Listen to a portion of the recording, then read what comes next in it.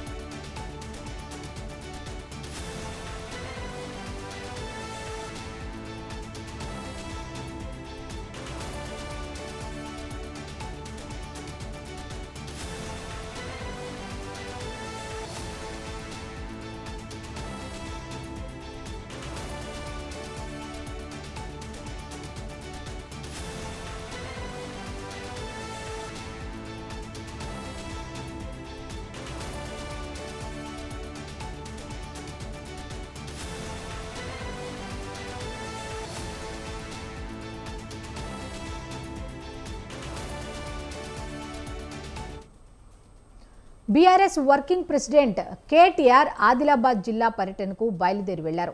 జైల్లో ఉన్న బాల్కా సుమన్ను పరామర్శించేందుకు వెళ్తున్న కేటీఆర్కు గంజాల్ టోల్ ప్లాజా వద్ద జిల్లా నాయకులు ఘన స్వాగతం పలికారు. మరో 2 ఏళ్లలో బీఆర్ఎస్ ప్రభుత్వం అధికారంలోకి వస్తుందని, కార్యకర్తలు, ప్రజలు ఓపికతో ఉండాలని ఆయన సూచించారు. ఆదిలాబాద్ జిల్లాలోని 3 నియోజకవర్గాల్లో బీఆర్ఎస్ గెలుపు ఖాయమని చెప్పారు. అయితే దీనికి సంబంధించి మరిన్ని డీటెయిల్స్ మా కరెస్పాండెంట్ సవీన్ అందిస్తారు. సవీన్, చెప్పండి. ముఖ్యంగా బీఆర్ఎస్ వర్కింగ్ ప్రెసిడెంట్ కేటీఆర్ ఈ రోజు ఉమ్మడి ఆదిలాబాద్ జిల్లాలో పర్యటించబోతున్నారు. ముఖ్యంగా ఆదిలాబాద్ జిల్లా కేంద్రంలో జిల్లా జైలులో ఉన్నటువంటి చెన్నూరు మాజీ ఎమ్మెల్యే బీఆర్ఎస్ పార్టీ నాయకుడు బాల్కా సుమన్ను పరామర్శించబోతున్నారు. ఇటీవల కేతనపల్లి మున్సిపాలిటీ ఎన్నికకు సంబంధించి మున్సిపల్ చైర్మన్, వైస్ చైర్మన్ ఎన్నిక సందర్భంగా మున్సిపల్ కౌన్సిలర్ల ప్రమాణ స్వీకారం రోజున చోటు చేసుకున్నటువంటి ఘర్షణల ఆధారంగా బాల్కా సుమన్ తో పాటు ఇతర బీఆర్ఎస్ పార్టీ నాయకులపై పలు సెక్షన్ల కింద కేసులు నమోదు చేశారు. దీంతో బాల్కా సుమన్ ను రిమాండ్ కు తరలించారు. ప్రస్తుతం రిమాండ్ లో ఉన్నటువంటి బాల్కా సుమన్ ను పరామర్శించేందుకు కేటీఆర్ ఆదిలాబాద్ బయలుదేరి వెళ్లారు. దీంతో ఆదిలాబాద్ జిల్లా కేంద్రంలో బీఆర్ఎస్ వర్కింగ్ ప్రెసిడెంట్ కేటీఆర్ కు మాజీ మంత్రి జోగు రామన్న ఆధ్వర్యంలో బీఆర్ఎస్ పార్టీ నాయకులు, కార్యకర్తలు పెద్ద ఎత్తున స్వాగతం పలికారు. ప్రధానంగా బాల్కా సుమన్ ఎప్పుడైతే అరెస్ట్ అయ్యారో ఆ తర్వాత రోజు మాజీ మంత్రి హరీష్ రావు వెళ్లి పరామర్శించి వచ్చారు. ఇక ఇతర బీఆర్ఎస్ పార్టీకి సంబంధించినటువంటి మాజీ మంత్రులు, మాజీ ఎమ్మెల్యేలు, మాజీ ఎంపీలు, మాజీ ఎమ్మెల్సీలు కూడా బాల్కా సుమన్ ను పరామర్శించారు. ఈ రోజు BRS working president KTR Balka Suman ను పరామర్శించారు. ప్రధానంగా ఆదిలాబాద్ జిల్లా నేతలను ఉద్దేశించి కేటీఆర్ కొన్ని కీలకమైన కామెంట్స్ చేశారు. ప్రధానంగా కేవలం ఇంకా 2 సంవత్సరాలు మాత్రమే కాంగ్రెస్ ప్రభుత్వానికి సమయం ఉంది. 2 ఏళ్ల తర్వాత బీఆర్ఎస్ పార్టీ అధికారంలోకి వస్తుంది. కార్యకర్తలు ఎవరు అధైర్యపడవద్దంటూ కూడా బీఆర్ఎస్ వర్కింగ్ ప్రెసిడెంట్ కేటీఆర్ స్పష్టం చేశారు. కార్యకర్తలకు భరోసానిచ్చే ప్రయత్నం అయితే చేశారు.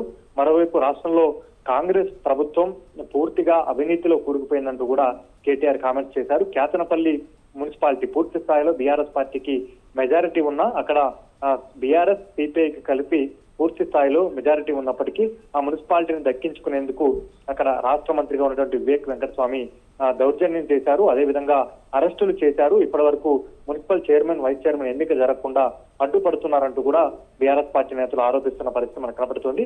మున్సిపల్ కౌన్సిలర్ల ప్రమాణ స్వీకారం రోజున ఆ పోలీసుల విధులకు ఆటంకం కలిగించారు, పోలీసులపై దాడి చేశారని ఆరోపిస్తూ స్థానిక పోలీసులు ఇచ్చినటువంటి ఫిర్యాదు మేరకు బాల్కా సుమన్ తో పాటు ఇతర నేతలపై పోలీసులు పలు సెక్షన్ల కింద కేసులు నమోదు చేసి వారిని రిమాండ్కు తరలించిన పరిస్థితి కనపడుతోంది.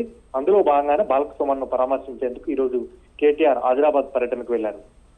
Okay, thank you సవిన్.